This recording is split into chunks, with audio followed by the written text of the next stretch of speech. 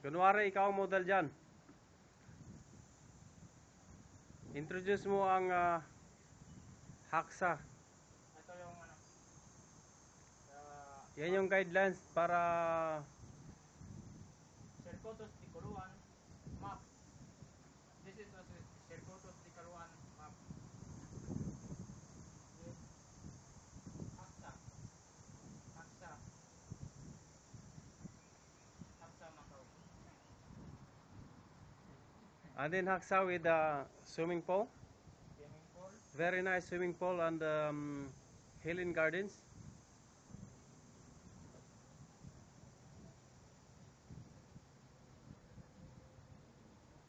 Swimming garden.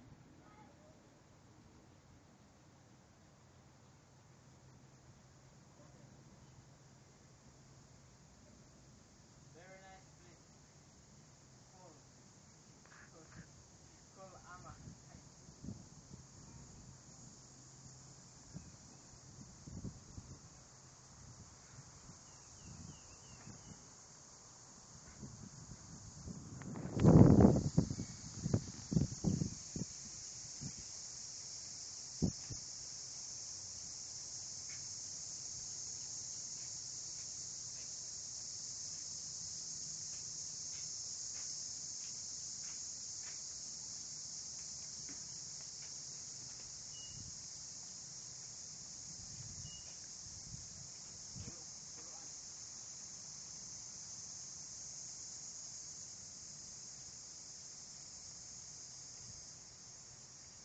This is a playground of the Haksa Park.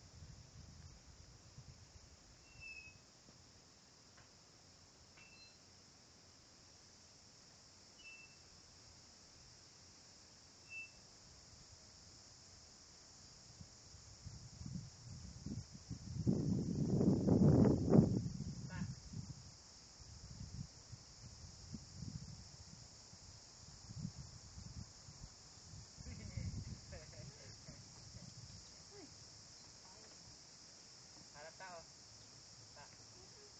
Ito. Ready, 1, 2.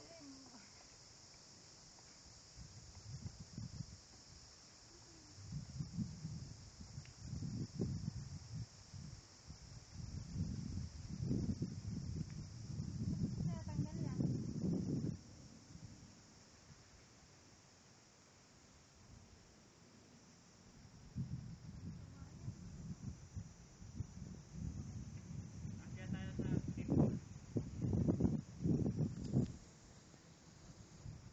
Hanggang temple. Yo.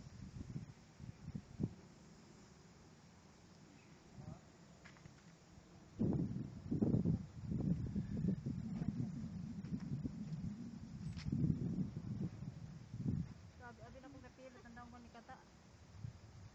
This is a model from Philippines. Joy Continas. He was arrested in the Philippines for kidnap or ransom, and now he's working in Macau. Full time. Full time. So this is the Pilibit prison.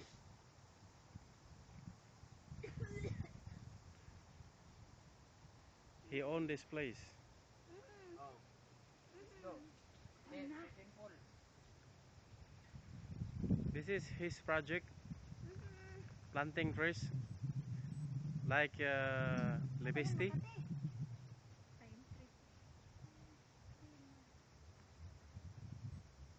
He plant different trees, and this is the jail.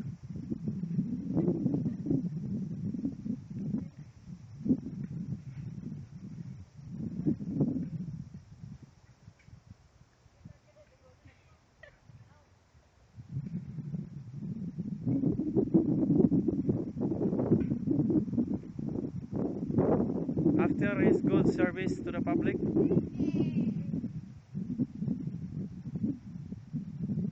he's now transferred to Macau for clemency.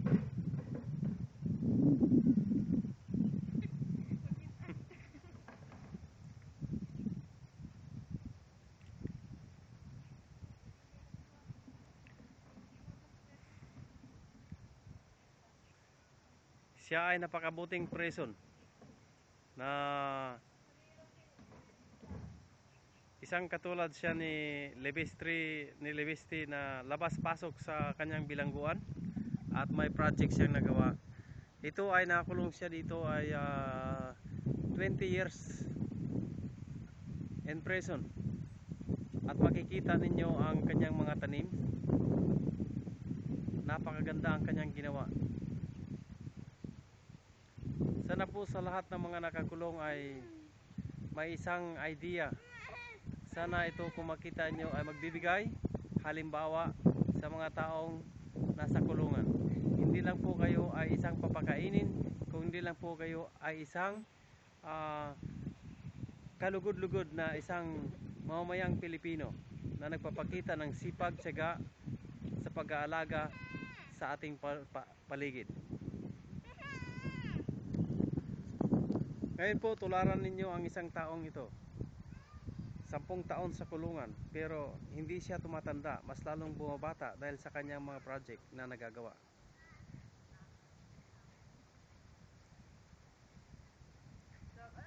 Siya po ay nanggagaling sa Camotes Island of Cebu. Ito na po ang kanyang naging anak dito sa kulungan. Yan ay isang babae, binigyan siya ng isang napakagandang anak. Ang kanyang asawa natagpuan dito sa Macau. Ngayon po ay sila ay magsimula pa lang sa kanilang paglalaro sa isang laruan dito sa napakagandang lugar ng kanyang ginawang project.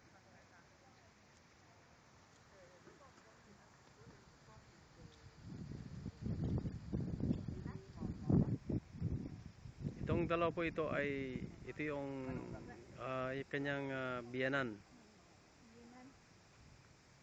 Pasaway din po yan. At malapit na po niyang ikukulong dito.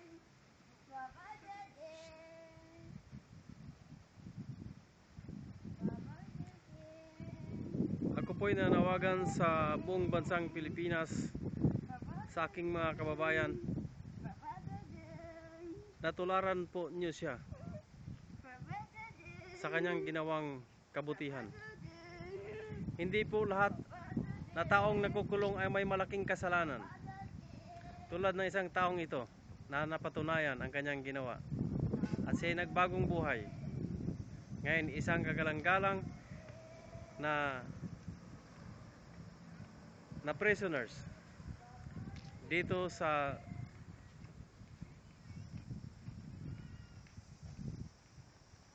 isang island ng Macau.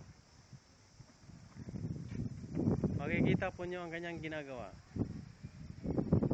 ay naglilingkod bilang tagapaglinis.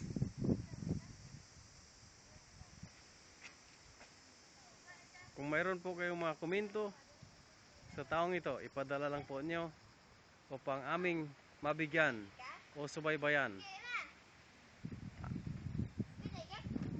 At siya po ay binigyan ng isang magandang kotse mula sa gobyerno.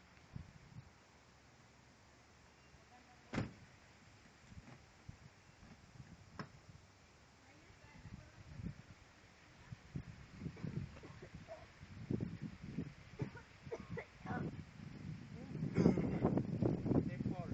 Kaluan Temple. At ito din po ang kanyang pinatayong temple.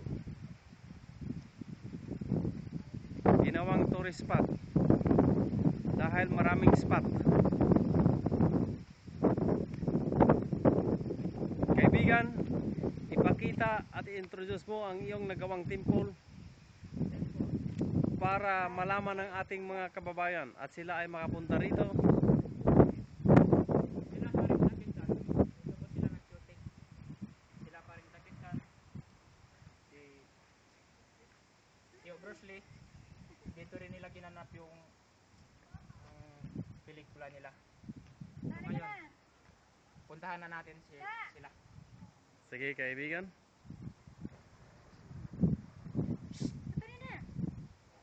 At pwede bang malaman kung sino yung kasama mo? Ay, naku, nakakita man na nang nasa hagdan. Ayaw na yan. Ayaw na yan, Day. Hindi talaga paano yan.